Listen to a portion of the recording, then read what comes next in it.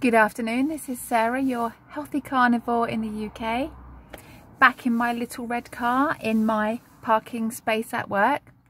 Day 44. This video really is just a vlog really. I'm going to do a daily vlog for the people who follow me regularly, the people who've been cheering me on for a while and just like me, just want me to do well. And so it's my daily check-in. This is day 44. Feeling amazing, but yesterday and today have been, I wouldn't like to say a problem, more of a feature in my life, in that the first 2 days of term, if you've ever worked in a school, you'll know that the first 2 days of term are staff training, staff meeting, staff gathering with food, food everywhere, food in all the rooms. We've got 2 different areas where staff are gathering together, and there's food in there and there's food in there. It's everywhere. They probably want to know why I'm not going to the staff room to help them continue to pick on the food that was left over from yesterday's mass gathering in the staff room. And I have today brought with me, just in case, I might not eat them actually because I'm not hungry, but I've got my awfully posh pork crackling. I don't know whether you can see this or if it will work. I'm going to ask you to read backwards now. How's your backward reading? Is it good? Ingredients. Come on.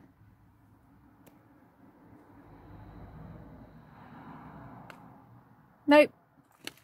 Completely blurred. So I will tell you. Ingredients: pork rind, salt. Fried in pork fat, not vegetable oil. 2 packets of those. May eat them, may not. It's quite a warm day. I had a pound of beef before I started work, but I brought them with me just in case I was a bit nibbly. But at the moment, I don't think I will. I will see how I feel in a minute. I've got some sparkling water. I've got my awfully posh pork crackling. Not the cheapest of things, but ideal to grab if you're panicking that you just want to have something to eat. So good. Much better than the ones with all the soy proteins and the rusks and the cooked in vegetable oils and the yeast extract, and it just goes on and on. I wish I could show you this. You know, hopefully you can see. Do you know what I'm going to do? I'm going to flip the camera. I'm going to try something now. Ready?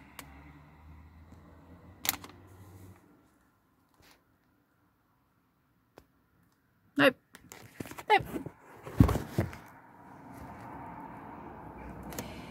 No, it's a no.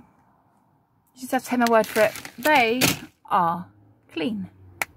Yeah, loads of snacks, loads of treats. Day 44, and very well.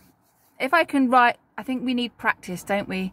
You know, if you're going to do this kind of journey and be successful, you've got to be able to practice working around these things, because if you just hid yourself on a desert island for 6 months, as lovely as that might be, and didn't face up to irritation, you know, work, people eating, social eating, food all around you all the time, you've got to be able to live with that, because it's not going away. Sadly, it's not going away. Social eating, gathering together, everyone cooking and eating, and eat. Sadly, it doesn't go away. You just have to learn to live with it. At the moment, I am living with it beautifully, and I expect to continue to live with it beautifully. But it's a real thing. It's a real problem, and I'm looking forward to that moment where all of those foods, where the chemistry in my brain has changed so much.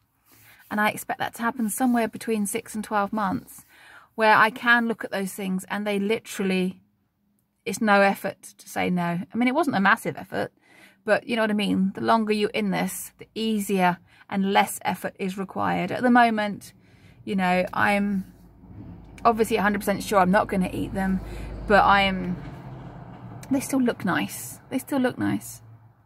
You know, I know that if I picked up one of those things and ate it, I would still love it. So I'm not at that stage yet where I can walk past stuff and they don't even bother me. Though I will say, while I'm talking about that, I did go out for a coffee with one of my friends last week, and we did go into a really nice cafe, one of the best in the area. And as we were walking, we placed our order with the intention of sitting outside, and we just ordered our regular, just plain old coffee. And on the way out, my friend sort of, she knows I'm doing this, but she just had a moment of weakness and went, "Oh, do you want anything else from the?" And I was like, "Oh," and I hadn't even seen it. And that, I don't know what day that was. I think it was Friday. I think it was about 5 days ago, so about day 39. And I was so happy in the moment, and so happy to see her, and so happy that we're in a lovely cafe and we were going to sit outside and do people watching, that I genuinely hadn't seen all of the things that were in the cabinet. I genuinely didn't see them. And when I walked out onto the street and we sat down, I said to her, "Do you know, I didn't even notice that stuff." And she said, "I'm so sorry I offered you those things." And I was like, "No, it's fine. Don't apologise. You know, I need to be able to live in a world where things are all around me all the time. You know, these people that can avoid food temptation are so fortunate. I don't want to say lucky, because it may be that their life circumstances are not to their liking, and they actually would prefer to have family members around them, eating around them. They might just be very lonely. So I don't want to say the word lucky, but I think it's fortunate, and it does make the carnivore diet a little bit less bumpy if you were in a situation where you could completely avoid all food triggers. You don't work with anyone that's eating stuff. You don't have carb addicts munching constantly around you at home. You know, I do still have to do the shop for everyone and buying all their stuff. Some things are easier to buy for them than others, though I think it's safe to say that because they are seeing my influence and they are very aware that those foods are really not good. I mean, my eldest son is already saying, "I want to be carnivore soon, Mum. I want to have a carnivore experiment next year." That'll be his second one. He gets a lot of hay fever, and we've decided that next March to May we're going to put him on carnivore strict, 100% meat and water, and see how that affects his hay fever. And he's also looking forward to being all jacked and six-pack and all the rest of it. And the little one, because he's now realised he's got this enormous fear of dentists, even though his teeth are lovely and there's never been anything wrong with them, he's now got this enormous fear of dentists that's come completely out of nowhere. He's already thinking he wants to taper down the sugar, and he's eating more meat now and more cheese rather than... So I think as a family, we will end up completely either very, very low carb, keto or carnivore in time. But at the moment, I am still buying some treats, and I have to deal with that and buy them and put them in the cupboard. If the cupboard needs tidying up or organising or checking, I make sure one of them do it. So if you want to see what's in there and make sure it's got stuff in there, it's your job to tidy it, check what's in there, and then discreetly tell me when I'm in a good mood what you want put in there. Because I don't want to be coming home from work and then you telling me there's nothing in there, and I've got to then go rooting around all the... No, you're responsible for that cupboard, and pick your moments when you want me to buy stuff so that I'm full. As Jordan Peterson would say, going into a shop hungry is a complete pain in the arse. Not easy. It's a pain in the neck. But going there with a full belly of steak, it's a breeze. Actually, this video is going on longer than I thought. I had more little things to talk about than I thought. Nothing really interesting, but I know that some people, I mean, I know I've got maybe between 10 and 25 people who are just genuinely interested in seeing me succeed. I hope I always remember you guys. If you are one of my regulars and you have made it this far, I'm going to do more videos on this.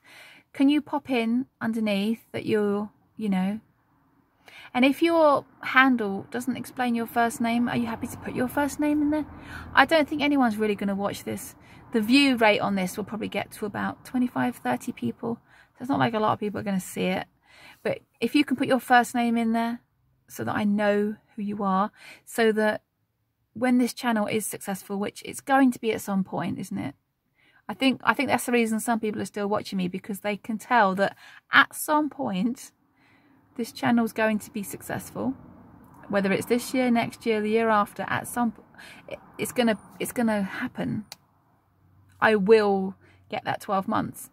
Probably this time, by the way I feel, but it's gonna happen. And I want to, you know, I want to remember you guys and know who you were, and so I can make a big fuss of you and say, you know, you are my supporters right from the start.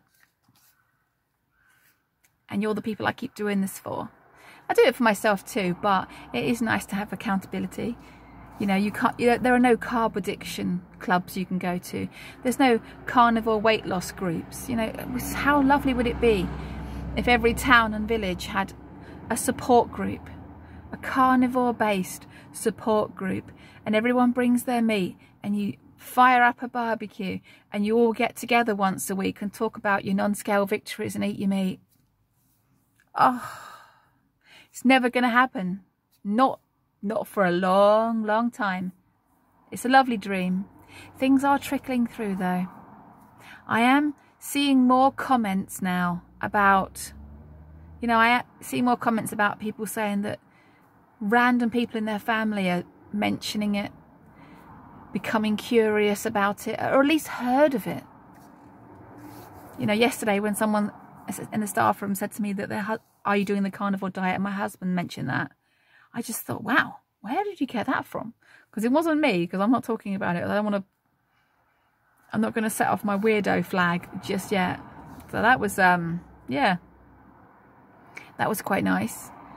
It was a relief, actually, because for the whole time I've been doing this, it just felt like there's so much brilliant shadow banning on carnivore that literally people are not only just not want to do it, they've never even heard about it. They don't even know it even exists as a thing. And that's why we have channels like this. So regular, ordinary, run-of-the-mill, next-door type people are sitting on their phones and talking about how they're getting through, how they're winning, what's happened to them, what their benefits are, in the hope that someone will come across it. That's all I wanted to say. I don't think I'm going to eat my pork scratchings now, because I'm just not hungry, which is nice. So I'm going to drink some sparkling water, watch this back, and I will see you tomorrow on day 45. I think that sounds right. If I've got my days wrong, really sorry. But I am going to count them, and I'm going to be watching mega carnivore content all the way to year 1. Even if it drives me mad and my family mad, I'm going to keep watching carnivore videos constantly until year 1, and then reevaluate and see how much I need to watch them then. You have a great day. If you've got sun like I have, get out there and get some sun. If you need an epiphany, pop in the shower. That's where my best epiphanies come from. Eat your meat, drink your water, and thrive. Take care, guys. Bye.